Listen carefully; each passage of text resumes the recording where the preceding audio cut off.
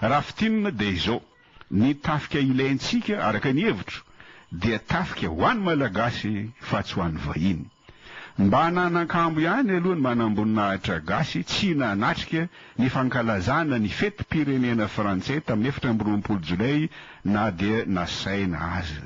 Mandre zany teniko zany ireo bolokom-bazaha na civil na miaramila dia milaza fa anti-français na xénophobe, zany hoe mankala valiny aho. Tsy tompoko, tsy ny tenako no anti-français fa ireo vahiny no anti-malgasy. Tsy ny tenako no xénophobe fa ireo vahiny no gasiphobe, zany hoe tsy tia gasy. Sady no hitsakitsahiny masovoy frantsay François Goldblatt ny 9 Jona, satria tsy tonga teny izy na nasaina, no tsy nisy manam-pahefana malagasy nasainy tamin'ny 7 Jolay, no tsy nisy malagasy navelany ny teny.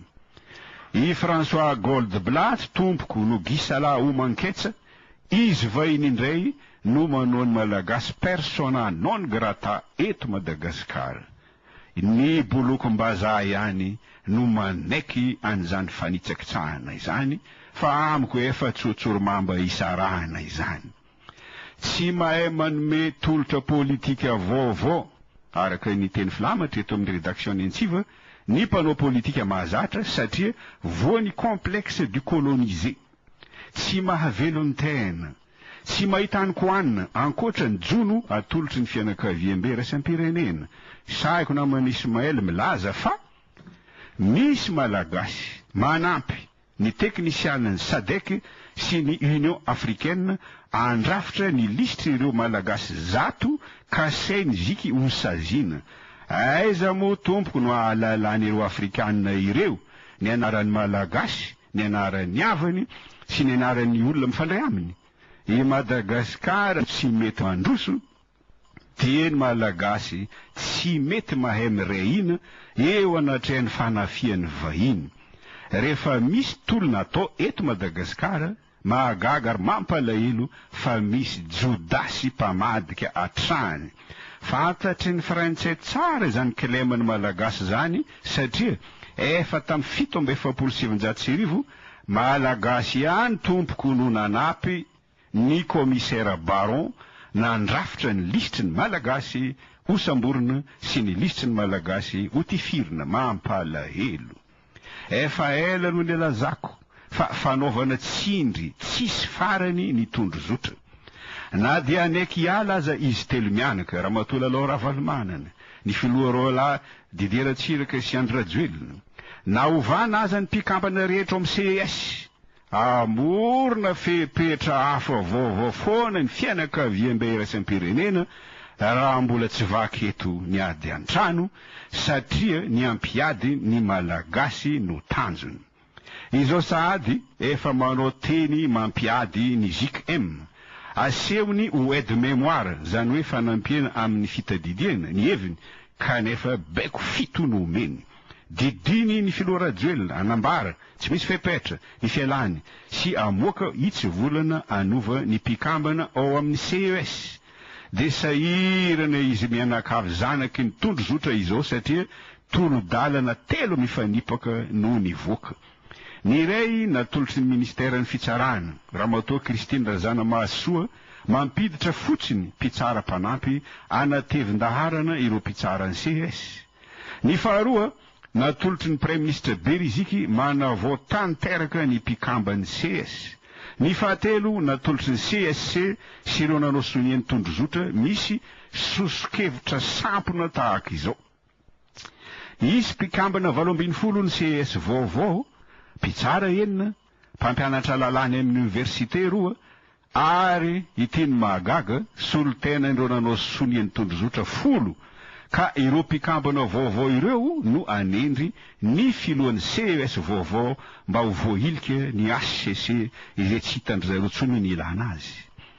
Mihevitena ho zavatra sy ho dada mihitsy ireto olona nanao sonian'ny tondro zotra ireto.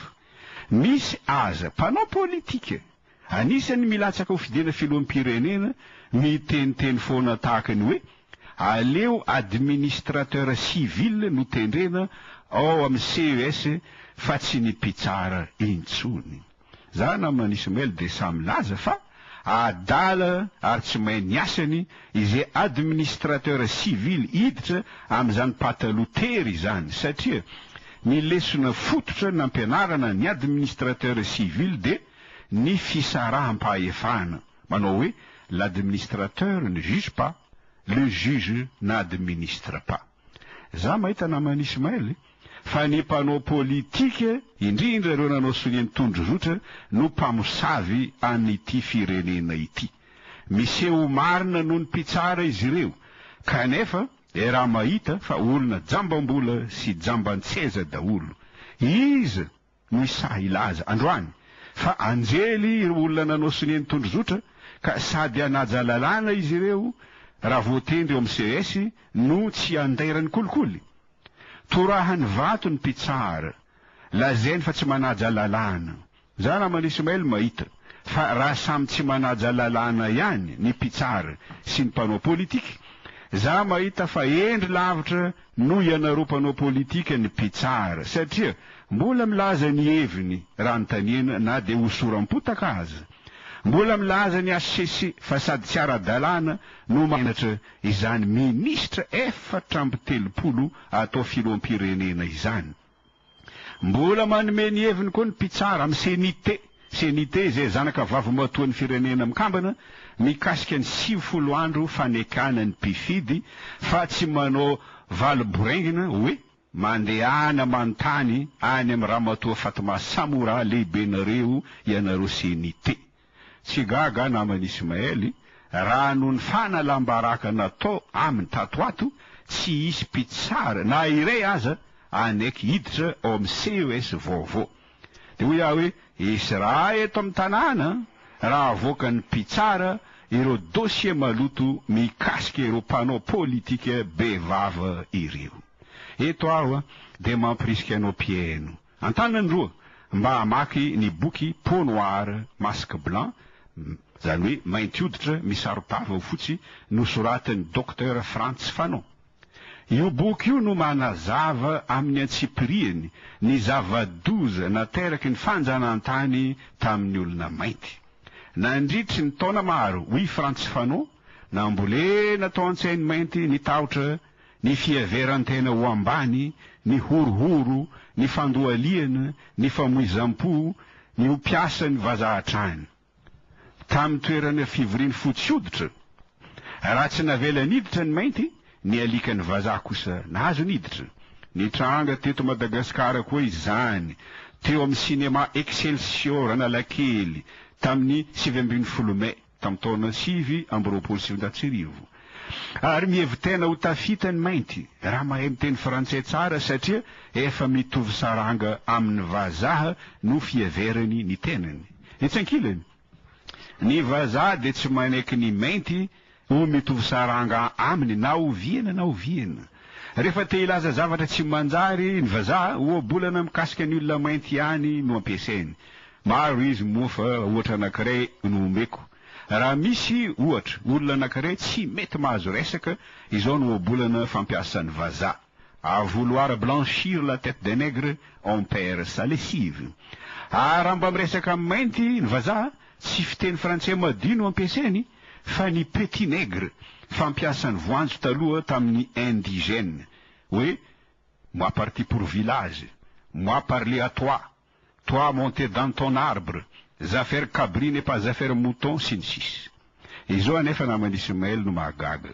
Ny vazaha marary teo sitrana de manaiky somany tsara mandray tova na raha io na voa avy amin'ny mainty hoditra satria samy taranaky Adama sy Eva daholy ny olombelona rehetra. Ny mpitondra sy ny mpanao politika malagasy voany complexe du colonisé ihany no mahatonga ny vahiny sahy manao tsinotsinona ny malagasy eto Madagasikara. Hoy ny masovoa frantsay François Goldblatt tamin'ny kabariny tamin'ny 14 Jolay.